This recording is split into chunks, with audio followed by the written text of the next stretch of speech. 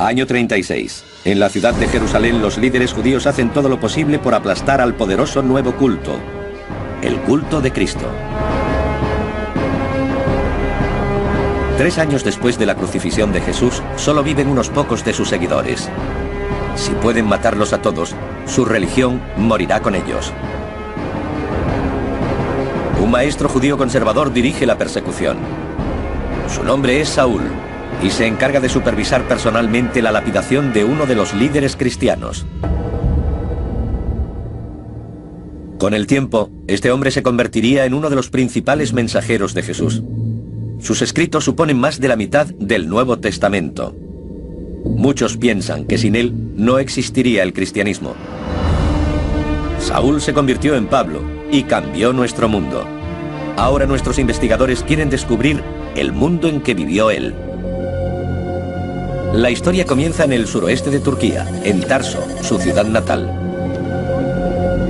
Hoy sigue siendo una ciudad bulliciosa, pero el historiador Mark Wilson quiere encontrar los restos de la ciudad que conoció Pablo y que ayudaron a formar a un personaje extraordinario. Se encuentra en una llanura muy fértil, con mucha agricultura y producción textil. La actual Tarso es una ciudad muy próspera y en auge. Se ha convertido en un lugar de peregrinación cristiana. Esta es la ciudad de Tarso en la que vivió Pablo. Todos los peregrinos la visitan. Se cree que este pozo estaba en uso hace 2000 años y que San Pablo bebía sus aguas. De este pozo se abastecería su familia y por eso mucha gente cree que el agua es sagrada.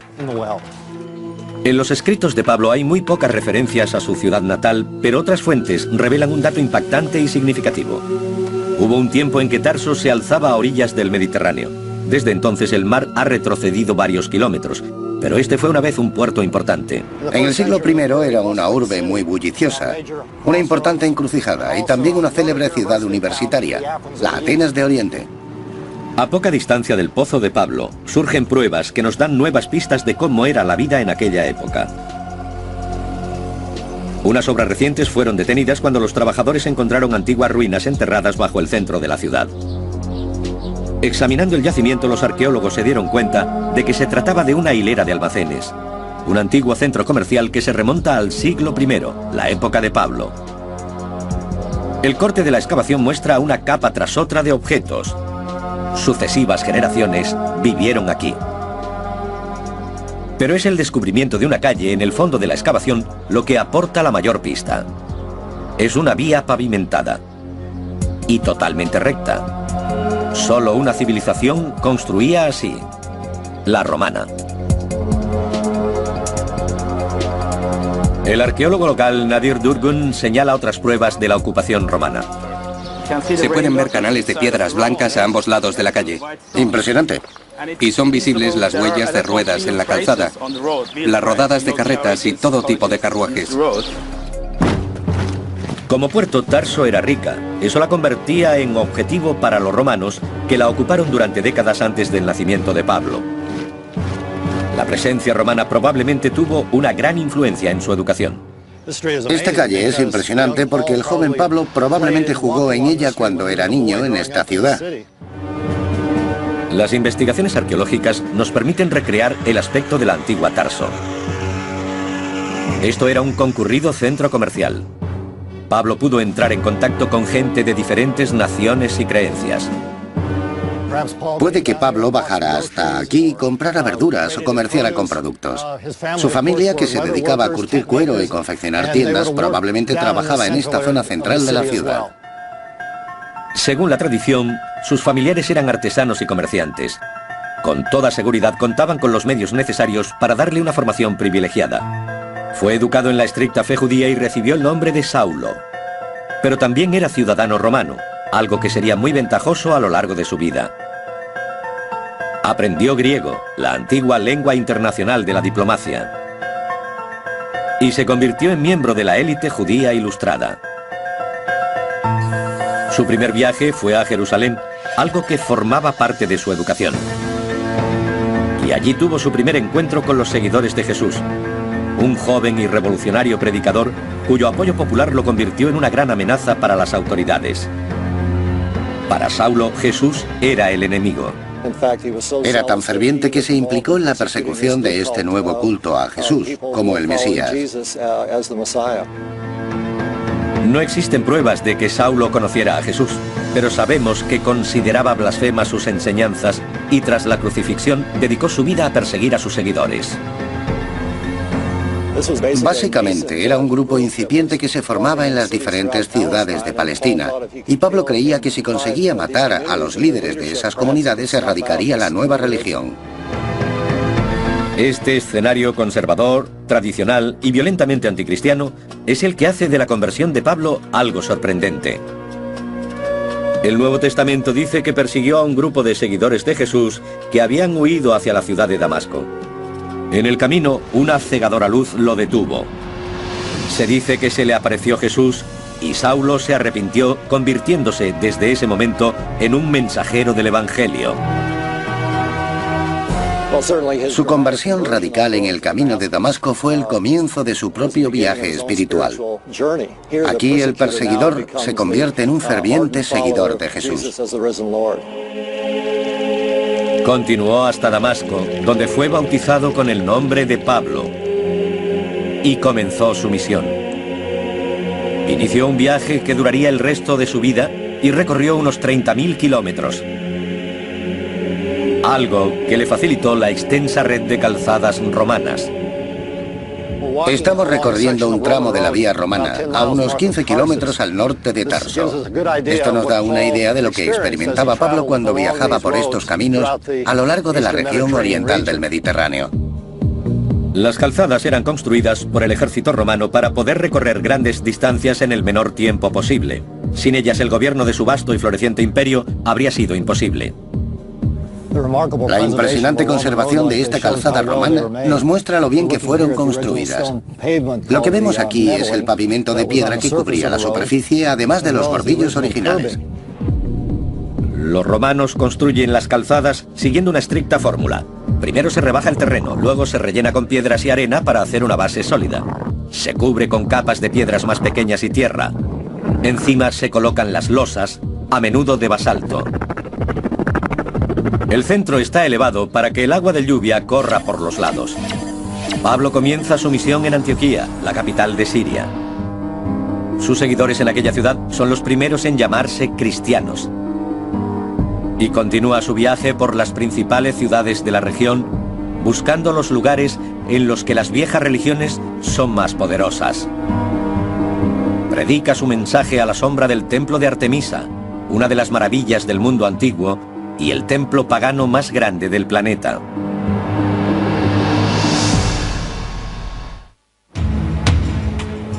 En el año 52, Pablo llega a Éfeso, la cuarta ciudad del mundo antiguo. Él es solo uno de los miles de peregrinos que la visitan. La mayoría acude a honrar a Artemisa. Artemisa era la diosa de la caza y protectora de las vírgenes. Y sabemos que durante sus fiestas anuales las jóvenes solteras podían encontrar esposo. Artemisa era una de las diosas más importantes de la religión greco-romana, y en esta ciudad tenía un templo equiparable a su estatus.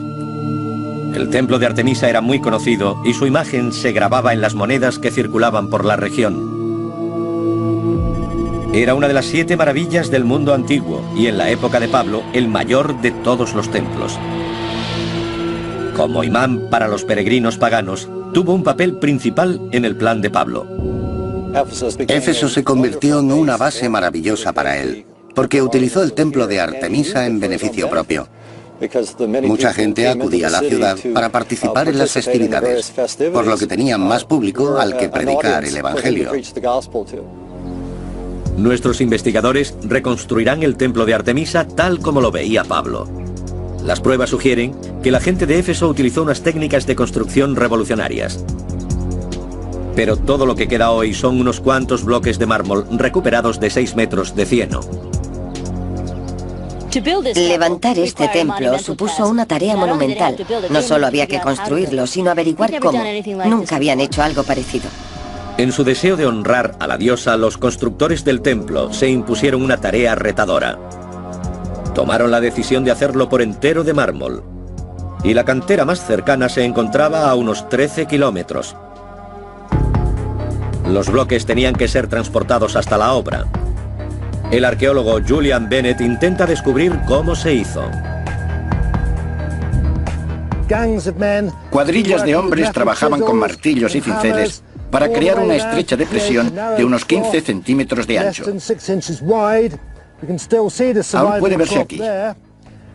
Y una vez que abrían el canal hasta el nivel del bloque que querían, golpeaban desde los lados con cuñas metálicas para extraerlo. Se calcula que necesitaron unas 51.000 toneladas de mármol. Los efesios encargaron del trabajo a sus esclavos y delincuentes. El castigo común por un delito era ser enviado a las canteras. Aquí la esperanza de vida no era demasiado larga. Una vez que extraían los bloques, tenían que transportarlos al lugar de la construcción. En el siglo XXI se cuenta con maquinaria pesada. A pocos cientos de metros de la antigua cantera aún se extrae mármol gris. El bloque medio es de 13 toneladas, aproximadamente el mismo tamaño de los utilizados en el templo de Artemisa. Hoy las máquinas hacen que parezca muy sencillo, pero cuando se construyó el templo, todo era a base de la mano de obra. No obstante, los arquitectos utilizaron su ingenio para acelerar el proceso.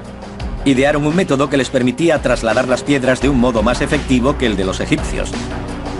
Convirtieron los bloques cuadrados en ruedas mediante un forro de madera para que pudieran rodar fácilmente los 13 kilómetros hasta la ciudad.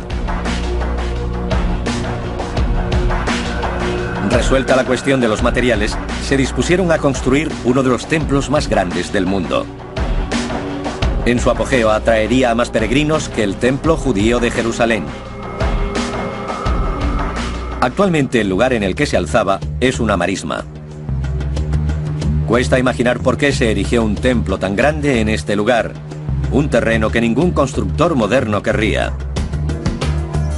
El historiador romano Plinio sostiene que el terreno pantanoso fue elegido por precaución ante los frecuentes terremotos, ya que amortiguaría los temblores. Otra teoría es que un meteorito cayó en este lugar. Los antiguos pensaron que era un mensaje de Dios y levantaron el templo a su alrededor. De cualquier modo, el lugar supuso un gran problema para los constructores. ¿Cómo levantar lo que sería una de las maravillas del mundo en un pantano? Empezaron creando una base seca, apisonando una capa de carbón y cubriéndola con lana de oveja para evitar la subida del agua. Sobre ellas se colocaron bloques de pizarra. El suelo de pizarra y mármol alcanzó 2,5 metros de altura para que quedara por encima del nivel del agua. Abarcaba una superficie de 77 metros de ancha por 130 de larga. Esta robusta plataforma soportaba un bosque de columnas. Esta tiene 13 metros de altura, pero Plinio revela que las originales medían 18 metros, el equivalente a 6 pisos. Para una tarea tan ambiciosa, los arquitectos utilizaron andamios. Montaron las columnas ensamblando tambores de más de 8 toneladas de peso. Cada columna tenía unos 30 tambores, y una vez montada, se labraba el fuste a cincel y martillo. Esta operación se repitió 127 veces. Entre las ruinas, Adrian Marshall ha encontrado pruebas de cómo construyeron el techo del templo. Una vez levantadas las columnas, tenían que colocar los dinteles, que son los bloques de piedra que se ponen encima de ellas. De nuevo, Plinio nos cuenta cómo fueron colocadas. La precisión era crucial. Lo que hacían era levantar una rampa de sacos de arena hasta la parte superior de las columnas y situaban los dinteles encima. Luego perforaban los sacos para que saliera la arena lentamente y pudieran asentar los dinteles. Hay que pensar que usaban cemento y debían encajar exactamente. Llevó 120 años terminar el templo. Ahora podemos dar vida a esta increíble construcción del mundo perdido de San Pablo. Un impresionante centro de una gran actividad. toda centrada en el culto a la diosa. Una abertura en el techo bañaba de luz su estatua.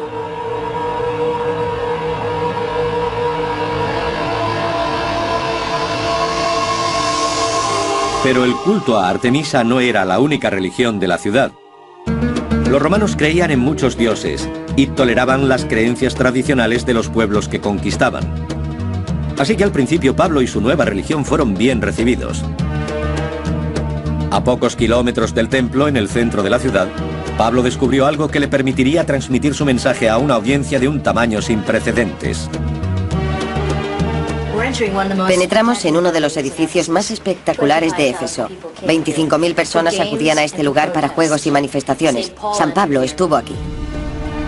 El teatro, también construido con mármol blanco, atravesaba un momento de expansión cuando Pablo se encontraba en la ciudad. Con 140 metros de ancho y 66 filas de asientos, fue una vez el mayor teatro del país. Pablo habría venido aquí para dirigirse a uno de los públicos más numerosos de su vida. Este era el teatro perfecto. Tenía capacidad para 25.000 personas y su acústica permitía un impacto espectacular. La soberbia acústica se debe al diseño de las gradas. Estos asientos son anchos y a medida que se sube se van estrechando. Esta forma cóncava ayuda a retener el sonido dentro. Pero el teatro no estaba diseñado solo para discursos y obras. La separación que protege la primera fila indica que Pablo compartió su escenario con un espectáculo mucho más peligroso. El muro es alto para proteger a los espectadores de la sangre de las muertes que tenían lugar abajo. El descubrimiento reciente de un cementerio especial en Éfeso confirma que en este teatro luchaban gladiadores. Estos espectáculos inmensamente populares atraían a un público muy numeroso. Y en cuanto a Pablo, los juegos servían para que más gente oyera su mensaje.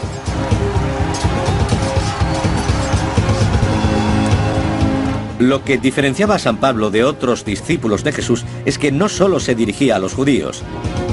Intentaba convertir a gente de todas las religiones. Sus métodos harían de la cristiandad una religión universal. Y finalmente, provocaría la caída del Imperio Romano.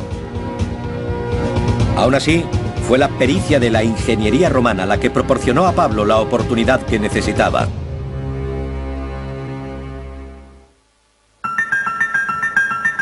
San Pablo vivió y predicó en la ciudad de Éfeso, parte de la actual Turquía, durante 2 años y medio. La mayor ciudad de la Asia romana, con una población cosmopolita y sin prejuicios, era el lugar perfecto para buscar nuevos fieles. El arqueólogo Julian Bennett ha descubierto que la forma que tenían los romanos de construir sus ciudades dio a Pablo una oportunidad única de atraer a un gran número de personas al cristianismo. Pero también ha descubierto que esta ciudad estaba interesada en actividades más mundanas que la tecnología o una nueva religión. Toda ciudad romana tenía un burdel. Era algo muy común en su estilo de vida. Pablo se encuentra en una urbe famosa por sus placeres. Era una sociedad dominada por los hombres, en la que un joven no pensaba en casarse hasta rondar los 30 años. Y en Éfeso, una ciudad portuaria, debía haber varios burdeles. Justo en el centro, los primeros arqueólogos encontraron un extraño indicador. Representaba un pie y un corazón. Cuando este edificio fue excavado en el siglo XIX, se encontraron una serie de lámparas de aceite con escenas de arte erótico e inscripciones que hacían referencia a los jóvenes. Por ello, los excavadores llegaron a la conclusión de que era el burdel principal de Éfeso, que ocupaba un lugar destacado. La prostitución era una importante fuente de ingresos para la administración romana. Incluso sabemos que las prostitutas pagaban un impuesto mensual a la ciudad y al gobierno, equivalente a un acto sexual. Pero no solo se trataba de placer. El principal reto de los administradores de la ciudad era proporcionar los servicios básicos a más de 200.000 personas. El más importante era el agua corriente. El abastecimiento de la ciudad se encontraba a 13 kilómetros en el valle de Marnas. Canalizar el agua hasta Éfeso supuso un extraordinario logro de ingeniería. Aquí lo tenemos. Este es el acueducto romano de Éfeso, construido hace unos 2000 años antes de que San Pablo visitara la ciudad. Pero se encuentra en excelentes condiciones. Un acueducto de este tamaño necesitaba unos recursos que la ciudad no podía pagar, pero dio a los políticos la oportunidad de ganarse el favor de las masas. Están grabados los nombres de Gaius Sextius Polio, el de su esposa y el de su hijo. Para el pueblo de Éfeso, sua pecunia fecundum curavit. Lo hemos pagado de nuestro bolsillo.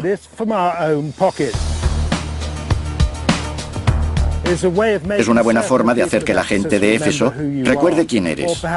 O incluso que cuando lleguen las elecciones, recuerden quién es tu hijastro.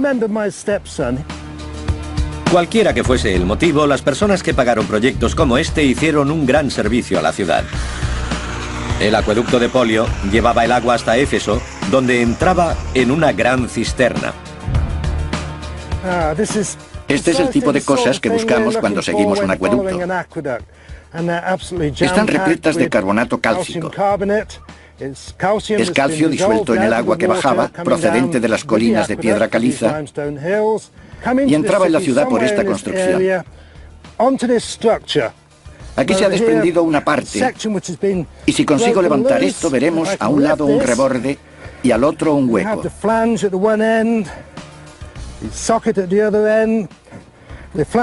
El reborde solía estar en el sentido de la corriente.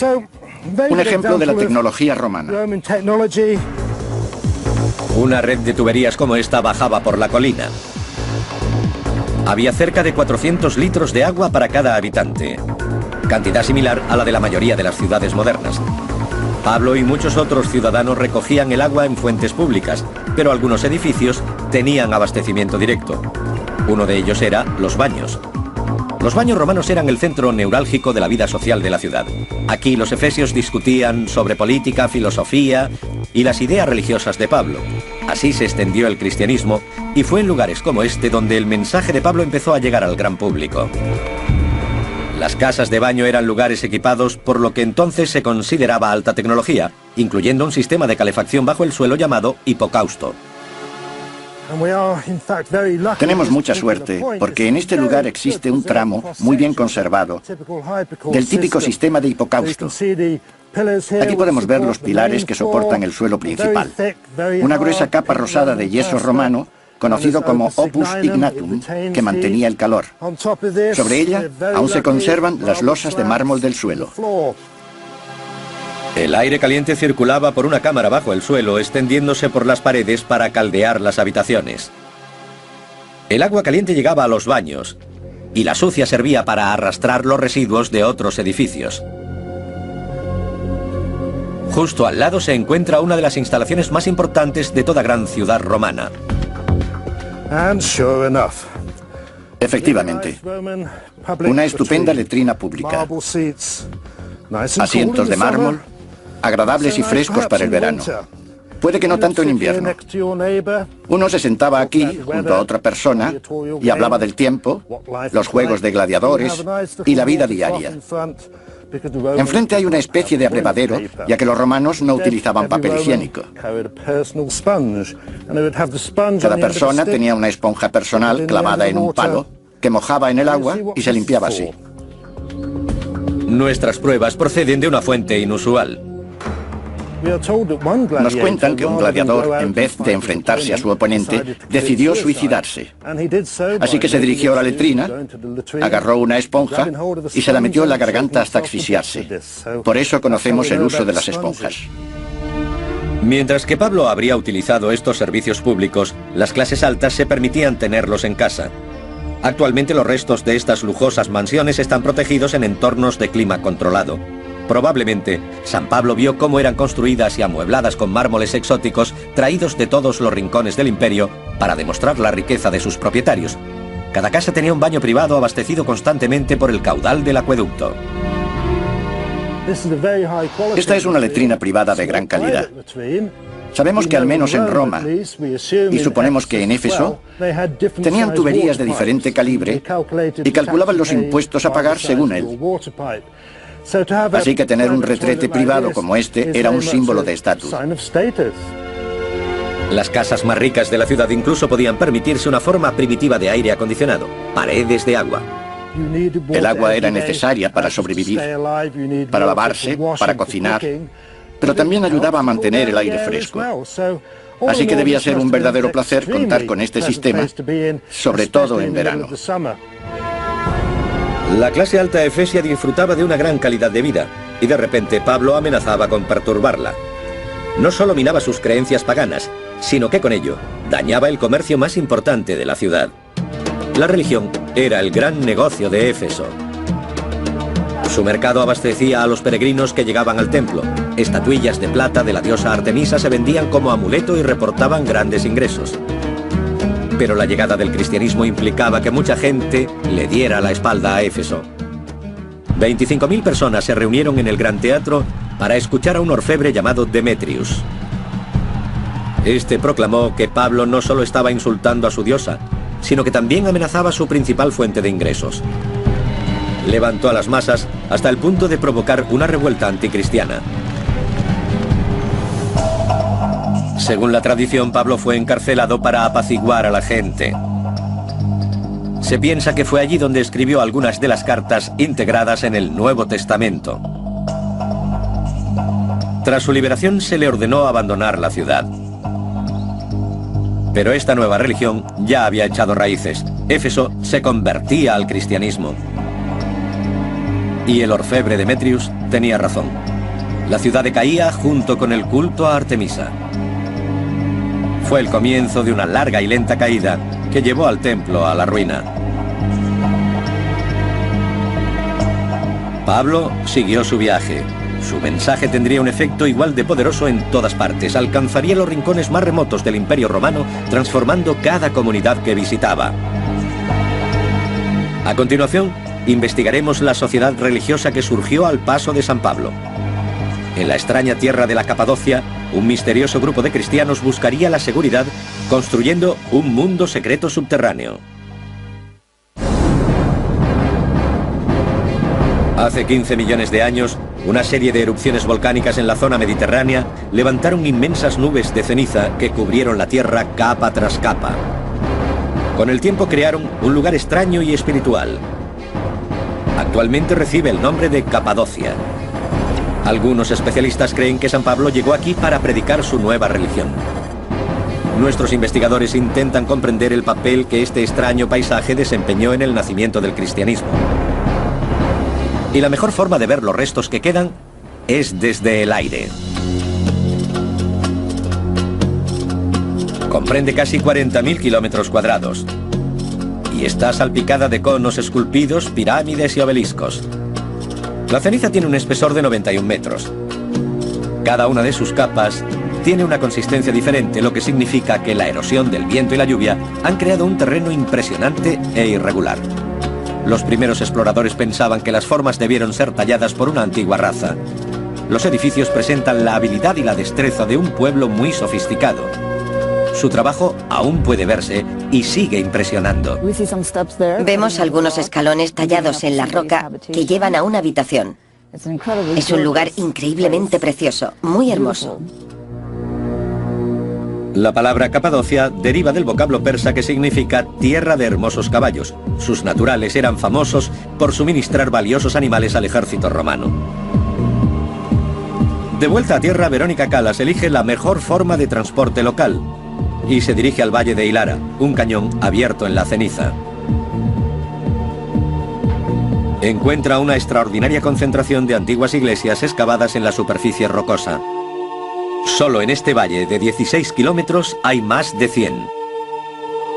Está claro que el mensaje de Pablo tuvo un gran impacto. Las iglesias están decoradas con frescos alusivos al Nuevo Testamento. Verónica quiere remontarse aún más en la historia de Pablo. Para ello, se dirige a un asentamiento situado a unos cuantos kilómetros del cañón para intentar descubrir cómo vivían los primeros capadocios. Pablo debió encontrarse con una extraordinaria comunidad que vivía en cavernas. Este asentamiento está abandonado desde entonces, pero sus antiguos habitantes dejaron atrás atractivos atisbos de su vida. Es una gran habitación cuadrada con una bóveda cónica que da a un tiro de ventilación. Esto es una chimenea en la que encendían fuego. Es muy probable que cocinaran aquí. Esto es un horno con un fuego debajo y quizás una parrilla. Para un ojo experto, otra habitación revela pruebas de industria. Esto es un foso de telar y es un gran ejemplo. Aquí se encajaba un marco de madera en torno al regazo para poder tejer. También hay huecos para almacenar vasijas o ánforas. Basándose en estas pistas esculpidas hace 2000 años en la ceniza, Verónica crea una imagen de cómo eran los capadocios. Se decía que la gente que vivía aquí era muy tosca, los vaqueros del Imperio Romano. Y se contaba que si una víbora mordía a un capadocio, moría el animal. Así de duros eran. Aún así, viviendo de la ruta comercial que unía Europa con Asia, estas gentes se enriquecían cada vez más. El estilo de vida de los capadocios era cómodo y sofisticado. Un gran salón ceremonial indica el alto estatus de la gente que vivía aquí. La mayoría de los antiguos edificios que estaban a la intemperie desaparecieron hace mucho tiempo. Pero la ceniza volcánica de la Capadocia ha conservado un registro de su arquitectura que ofrece una visión única del mundo perdido en el que estuvo San Pablo. Existen pruebas concluyentes de que su religión se introdujo muy bien en esta zona. Esta es una iglesia muy bonita. Tiene planta de basílica, con columnas y arcadas que separan la nave central de las laterales. Ahora estamos entrando en el santuario donde se encontraba el altar. A pesar de que estas columnas parecen haber sido construidas con ladrillos y mezcla, en realidad fueron excavadas en la ceniza volcánica. Su elaborado estilo imita las técnicas arquitectónicas de la época. La ceniza se trabaja fácilmente con herramientas muy sencillas, pero excavar una casa tan sofisticada como esta debió llevar muchos meses y requerir mucha habilidad y planificación. Verónica ha analizado cada una de las 15 habitaciones y mediante gráficos por ordenador podemos contemplar la compleja estructura de este asentamiento. Esta residencia es la más grande y elaborada de la Capadocia, con más de 2.500 metros cuadrados. Casi la mitad de un campo de fútbol. La cocina, las salas ceremoniales y la iglesia reflejan un estatus propio de la élite. Era el hogar de una gran familia aristocrática y públicamente cristiana. Este lugar forma parte del legado de Pablo. Los detalles arquitectónicos de la iglesia de Durmush-Kadir están increíblemente bien conservados y nos dan una idea de cómo adoraban a su Dios los primeros cristianos. Esta es una hermosa representación del tipo de iglesia que surgió inmediatamente después de la visita de San Pablo. No contiene imágenes, pero su arquitectura es muy elegante.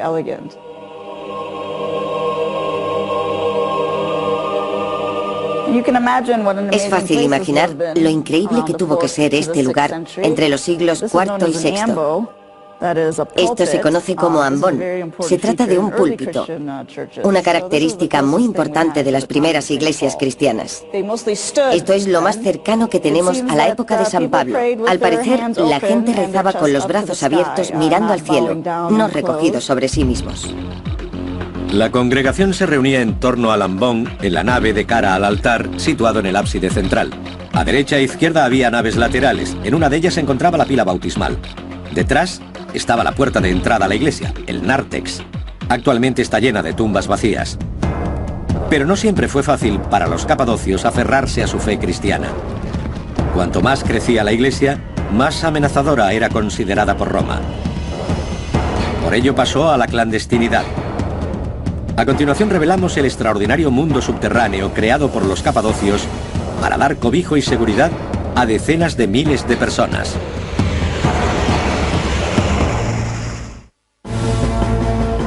Durante 30 años Pablo recorrió el mundo romano propagando el mensaje del cristianismo. Su viaje entró en su fase final en Jerusalén. Hacia el año 60 fue detenido por quebrantar la ley judía. Se enfrentaba a la pena de muerte, pero ejerció su derecho como ciudadano romano de ir a juicio en la propia Roma. Fue un paso arriesgado. El emperador Nerón veía a los cristianos como una amenaza. A mediados de los años 60, la situación de los cristianos en Roma era bastante precaria. Los romanos reconocían que no era una secta del judaísmo, sino una religión independiente. Cuando la ciudad ardió destruyendo cientos de edificios, Nerón necesitó a alguien a quien culpar. Tras el incendio de Roma del año 64, Nerón buscó un chivo expiatorio y acusó a los cristianos, lo que llevó a su persecución. Pablo era un conocido líder cristiano. Según la tradición, Nerón lo señaló a él y ordenó su decapitación. Pero no pudo erradicar el mensaje de Pablo. La fe cristiana había arraigado en las tierras en las que había predicado, y poco a poco, con el paso de los siglos, el cristianismo llegó a gobernar el Imperio Romano. En el año 313, el emperador Constantino se convirtió al cristianismo. Los dioses paganos se eliminaron, sus templos fueron destruidos y sustituidos por las primeras iglesias cristianas. Aún así, esa era dorada duró poco.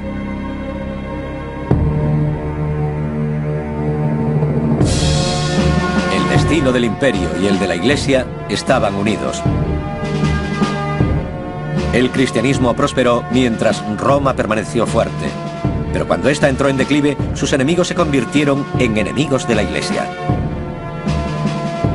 Este giro del destino se sintió incluso entre los lejanos cristianos de la Capadocia. En el siglo V, mientras Roma caía, se vieron a merced de los caudillos árabes sin medios para responder. Decidieron actuar de una forma increíble. Las decenas de miles de cristianos de la Capadocia se escondieron bajo tierra. Su extraordinaria historia no fue revelada hasta la década de 1960. El hallazgo fortuito de un pasadizo secreto llevó a una serie de extraños descubrimientos. Bajo el paisaje hay cientos de kilómetros de túneles construidos por el hombre. Sus entradas están sorprendentemente bien escondidas, pero abrir esas puertas astutamente ocultas nos da una nueva perspectiva de la historia de los primeros cristianos. Las investigaciones han revelado que los túneles formaban asentamientos autosuficientes, con todas las características de una sociedad sofisticada. La gente sobrevivió aquí abajo gracias a ingeniosos pozos de ventilación excavados en la roca. Es impresionante. Aquí se nota una suave brisa y nos encontramos a varios metros bajo la superficie. De hecho, llegan hasta una capa freática, por lo que tienen la doble función de tiro de ventilación y de pozo desde el que se bombea el agua. Tenemos un gran hueco cuadrado que parece una habitación, pero es una cuba en la que se pisaban las uvas. El caldo resultante pasaba por aquí y se depositaba en este hueco. La vida bajo tierra no debió ser fácil, y cuesta imaginar cómo sobrevivió esta gente sin ver el sol. No diferenciaban el día de la noche, y creo que eso debió provocar una extraña psicología en ellos. Debieron sentirse desesperados. Aseguraron las entradas a estos complejos con unas pesadas puertas con forma de ruedas. Algunas aún siguen selladas hoy. Y 2 pisos más abajo, existen pruebas sólidas de lo que los llevó a vivir aquí. Esto es lo que parece un altar. En realidad no se sabe por qué está aquí en medio, ya que solían colocarse en el ábside. 2 ábsides uno al lado del otro. Así sabemos que se trata de una iglesia. Se vieron obligados a vivir bajo tierra por sus creencias. Es natural que construyeran altares para el culto.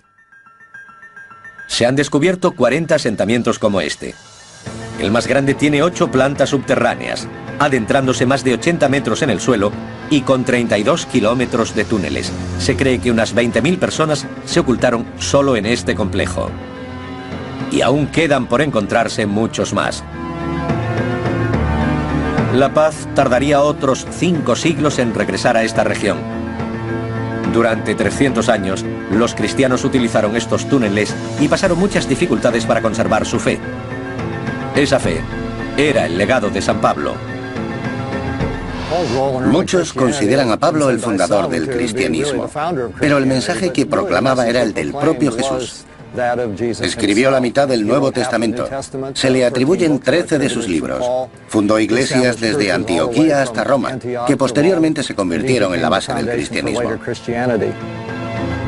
San Pablo pasó su vida viajando por las ciudades del mundo antiguo, desafiando al poderoso imperio romano. Cuando empezó, el cristianismo era una religión en peligro de extinción. Pero a través del esfuerzo de este hombre, no solo sobrevivió, sino que prosperó, convirtiéndose en una de las religiones más importantes del mundo.